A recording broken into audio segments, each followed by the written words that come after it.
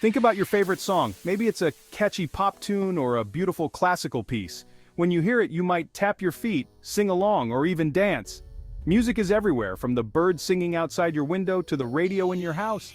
But have you ever stopped to think about how music actually works? What makes a guitar sound different from a piano? And how do our ears allow us to experience the joy of music? Well, it all starts with sound. Sound is created by vibrations, tiny back and forth movements that travel through the air. Imagine a pebble dropped into a still pond. The pebble makes the water ripple, creating waves that spread outward. Sound works in a similar way. When you play a guitar string, it vibrates back and forth. This creates waves of energy called sound waves that travel through the air to our ears. Different musical instruments create different sounds because of the way they vibrate. Let's take a look at a few examples. When you blow into a flute, the air inside vibrates, creating sound waves. The longer the flute, the lower the sound it makes. That's why a tuba, which is a very long instrument, makes a much lower sound than a flute. Now think about a guitar. When you pluck a guitar string, it vibrates at a certain speed, producing a specific note. Thicker, heavier strings vibrate more slowly, creating lower notes. Thinner, lighter strings vibrate faster, creating higher notes. By pressing down on the strings, you change their length and make them vibrate at different speeds, producing different notes. Even our voices work on the principle of vibration. Our vocal cords, which are like tiny rubber bands in our throats, vibrate when air passes over them. By changing the tension and shape of our vocal cords, we can create a wide range of sounds, from high-pitched squeals to low, rumbling growls. Singing is all about controlling those vibrations to make music. So, we know that sound is made of vibrations that travel through the air. But how do those vibrations get from a musical instrument to our ears, allowing us to experience the magic of music? Well, it's all thanks to the amazing design of our ears.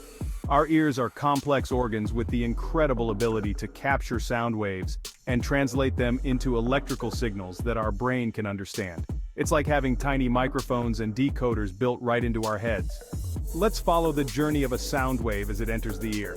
First, the sound wave travels through the air and enters the ear canal, which is like a tunnel that leads to the middle ear. At the end of the ear canal is the eardrum, a thin, delicate membrane that vibrates when sound waves hit it. The eardrum acts like the head of a drum, picking up vibrations from the air.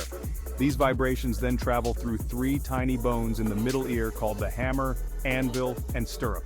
These bones are named for their shapes, and they act like a tiny chain, amplifying and transmitting the vibrations from the eardrum to the inner ear. The inner ear contains the cochlea, a spiral-shaped, fluid-filled structure that is essential for hearing. Imagine the cochlea as a tiny, curled-up leaf. Inside the cochlea, the magic of transforming sound into something our brains can understand really happens. The cochlea is lined with thousands of tiny hair cells, which are so small you need a microscope to see them. These hair cells are incredibly sensitive, and they move back and forth in response to the vibrations traveling through the fluid in the cochlea. Each hair cell is tuned to a specific frequency or pitch of sound. When a sound wave of a particular frequency enters the cochlea, it causes the corresponding hair cells to bend. This bending generates electrical signals that travel along the auditory nerve to the brain. Our brains are amazing organs. Think of it like this. Each hair cell is like a key on a piano, and the sound waves are like fingers pressing down on the keys. When a sound wave of a particular frequency reaches the cochlea, it plays the corresponding hair cell, sending a specific electrical signal to the brain. The brain then interprets these signals as different sounds. But how do we distinguish between high notes and low notes, or between different instruments playing the same note? It all comes down to the frequency and complexity of the sound waves. Frequency refers to how fast the sound wave vibrates. High-pitched sounds like the chirp of a bird have high frequencies, meaning their sound waves vibrate very quickly. Low-pitched sounds like the rumble of thunder have low frequencies, meaning their sound waves vibrate more slowly. Our ears can detect a wide range of frequencies, but we're especially sensitive to the frequencies found in human speech and music. That's why a baby's cry can be so piercing. It's designed to grab our attention. And it's why music can evoke such strong emotions. It taps into our innate ability to process and respond to sound. The complexity of a sound wave refers to its shape, which determines its timbre, or tone color. timbre is what allows us to tell the difference between a guitar and a piano playing the same note, even if they're playing at the same volume. The sound waves produced by each instrument have a unique shape, which our ears and brains can distinguish. Now let's talk about harmony, which is the combination of different notes played at the same time. When two or more notes sound pleasing together, we call it consonance. When they clash, we call it dissonance. Harmony is all about the mathematical relationships between different sound frequencies. For example, the interval of an octave, where one note is twice the frequency of another, is a very consonant interval. Think of the first two notes of Somewhere Over the Rainbow. That's an octave. Other consonant intervals include the perfect fifth and the major third. These intervals sound pleasing to our ears because their frequencies line up in a mathematically harmonious way.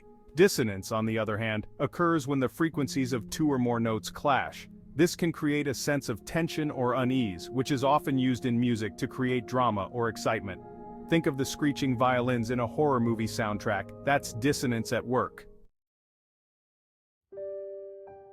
Music has a profound impact on our brains and bodies. When we listen to music, our brains release dopamine, a neurotransmitter associated with pleasure and reward. Music can also reduce stress, lower blood pressure, and even boost our immune systems. It's like a sonic superpower. Music therapy is a growing field that uses music to address a wide range of physical, emotional, and cognitive needs. Music therapists use music to help people with conditions like autism, dementia, and Parkinson's disease to improve their communication, memory, and motor skills. Music can even be used to help stroke patients regain lost speech and movement. But you don't have to be a music therapist to experience the benefits of music. Simply listening to your favorite tunes can improve your mood, reduce anxiety, and help you focus. So next time you're feeling stressed or down, crank up the music and let the healing power of sound work its magic. In conclusion, the science of music is a fascinating journey into the world of sound, vibration, and perception. From the way musical instruments produce sound to the intricate workings of the human ear, music is a testament to the beauty and complexity of both the physical world and the human brain. Understanding the science behind music can deepen our appreciation for this art form and enhance our enjoyment of the music we love. So the next time you listen to your favorite song, take a moment to appreciate the science that makes it all possible. Pay attention to the different instruments, the harmonies, the rhythms, and marvel at the incredible journey that sound takes from the air to your ears, and ultimately to your brain, where it is transformed into the magical experience we call music. Music is a gift, and the more we understand about how it works, the more we can cherish its power in our lives. Pause 3S. As we look ahead, the future of music holds endless possibilities. Advancements in technology are revolutionizing the way we create, share, and experience music. From artificial intelligence composing symphonies to virtual reality concerts that transport us to another world, the boundaries of what music can be are expanding like never before. Imagine a world where you can collaborate with musicians across the globe in real time, or where personalized soundscapes can adapt to your mood and environment. The fusion of music with cutting-edge technology promises to not only enhance our musical experiences, but also make them more accessible and inclusive. So stay curious and keep exploring the endless realms of music. Who knows? The next big musical innovation might just be around the corner, waiting for someone like you to discover it. Don't forget to like, subscribe, and hit the notification bell to stay updated with our latest content.